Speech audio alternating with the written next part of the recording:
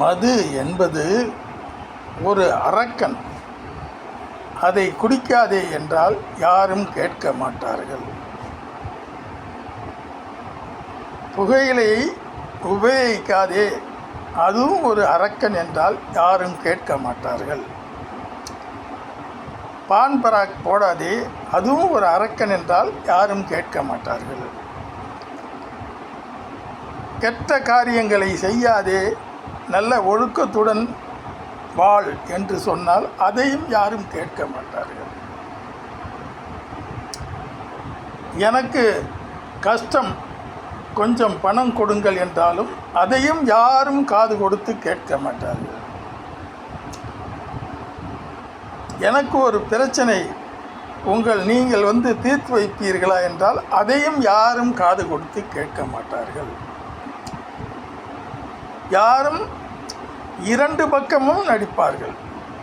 இரண்டு பக்க நடிப்பு, அதாவது பழைய ரெக்கார்டெலாம் இந்த பக்கம் போடுவாங்க, அந்த பக்கம் திருப்பி போடுவாங்க. அந்த மாதிரி இரண்டு பக்கமும் நடிப்பார்கள்.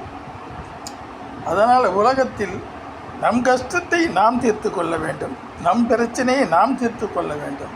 நம் பிரச்சனையை அடுத்தவரிடம் சொன்னால் நமக்கு பிரச்சனை கொடுத்தவரையும் தட்டி விடுவார், நம்மையும் தட்டி விடுவார், வேடிக்கை பார்ப்பார்கள்.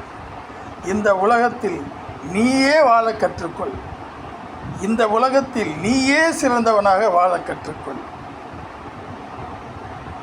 அதுதான் நான் உங்களுக்கு சொல்ல முடியுமே தவிர எல்லோருக்கும் அறிவுரை சொல்வார்கள், அதன்படி யாரும் வாழ மாட்டார்கள்.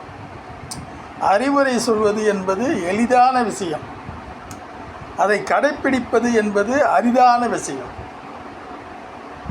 அதாவது புத்திமதி சொல்வது என்பது எளிதான விஷயம், அதை கடைப்பிடிப்பது என்பது அரிதான விஷயம். இதையெல்லாம் நாம் சொன்னால் யாரும் கேட்க மாட்டார்கள். வாழ்ந்து காட்டுங்கள், அதன்படி நாங்கள் வாழ்கிறோம் என்றால் யாரும் கேட்க மாட்டார்கள். உனக்கு பண கஷ்டம் என்று சொன்னால் அவர்கள் பின்புறமாக கை கொட்டி சிரிப்பார்கள். உனக்கு ஒரு பிரச்சனை என்று சொன்னால் அவர் தீர்த்து வைக்க மாட்டார்கள். அது என்னால் முடியாத காரியம் என்று சொல்லிவிடுவார்கள். ஆனால் அவர்கள் எழுதும் ஏட்டிலே பார்த்தீர்களானால் அளவுக்கு அதிகமாக எழுதுவார்கள். இது உலக நடப்பு. இதை பற்றி நீங்கள் கவலைப்படாதீர்கள். நீங்கள் சுயத்தன்மையோடு உங்களுடைய கஷ்டங்களை, உங்களுடைய நஷ்டங்களை நீங்களே இறைவன் போல நின்று எதையும் சமாளித்து விடுங்கள். இறைவன் யாரிடமாவது கஷ்டத்தை சொல்கிறாரா? இந்த மக்களெல்லாம் இப்படி நடக்கிறார், இந்த மக்களெல்லாம் இப்படி பண்ணுகிறார் என்று எந்த மக்களிடமாவது இறைவன் சொன்னாரா? அதை போல் நீங்கள் மாறிவிடுங்கள். நீங்களே சுயத்தன்மையாக மாறி மற்றவருக்கு நீங்கள் பாடமாக வாழ கற்றுக்கொள்ளுங்கள். யாரையும் திருத்த முயற்சிக்காதீர்கள். திருடனாய் பார்த்து திருந்தாவிட்டால் திருட்டை ஒழிக்க முடியாது. புத்திமதி சொல்வதனால் உலகம் திருந்தவில்லை.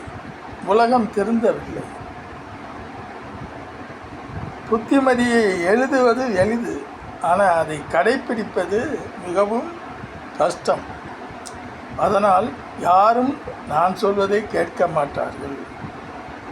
நான் சொல்வதை யாரும் கேட்க மாட்டார்கள். நன்றி, வணக்கம்.